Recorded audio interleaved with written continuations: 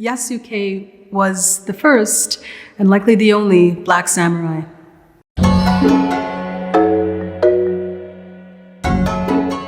Yasuke arrived in Japan in 1579. He was acting as a bodyguard for a collective of Jesuits who were traveling to the Far East to convert people to Christianity, and they needed bodyguards. And Yasuke was physically formidable and intellectually formidable as well.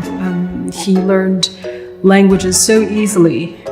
He, was very physically strong, and he had extremely dark skin.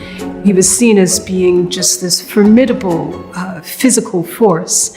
There was a lot of commotion surrounding his presence. At the time, the average height of a Japanese man would have been 5 feet 2 inches tall.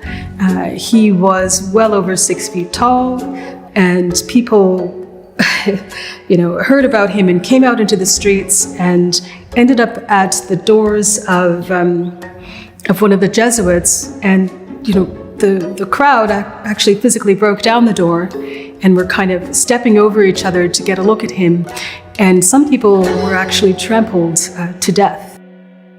At the time, Japan was a sort of it wasn't a sort of unified nation. There were all these little fiefdoms and warlords who were vying for control against each other. And there were 3 very powerful warlords, and Nobunaga was the most powerful and ferocious of these warlords. And he got word of the presence of this formidable man in the streets of Kyoto, and so he sent for him, and I guess was astonished to see Yasuke, and was actually, trying to rub the color off of his skin because, of course, he had never seen a man so dark. And there was a lot of discussion as to whether he was a demon or a god, before people understood that he was just a man. Nobunaga was reportedly an eccentric. He wore Western dress on occasion.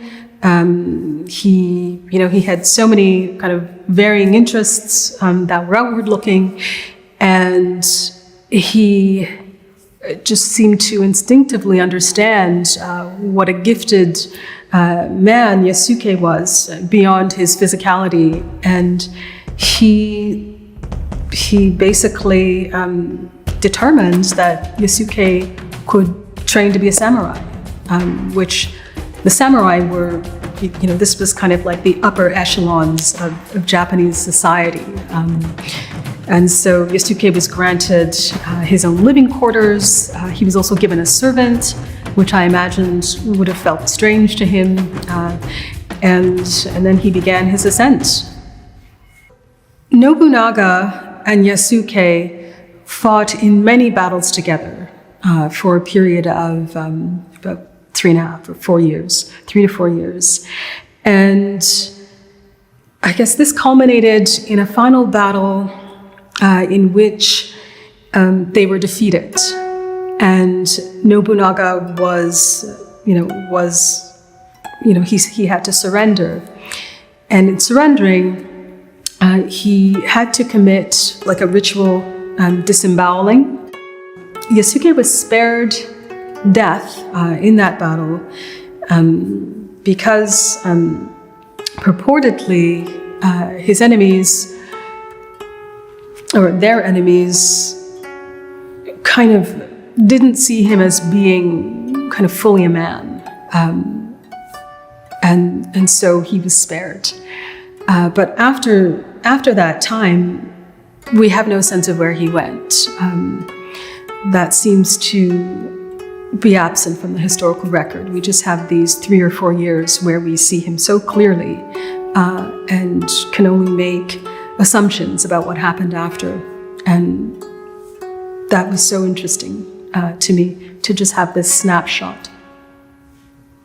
I think the story of Yasuke is something that forces us to acknowledge the ways in which we've sometimes had a limited view of the role of Black people in the history of, I guess, of anywhere, in this case, of the Far East.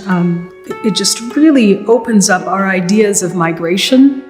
It's such an exceptional story that we have of Yasuke. Who would have thought that such a man could have existed and played that role?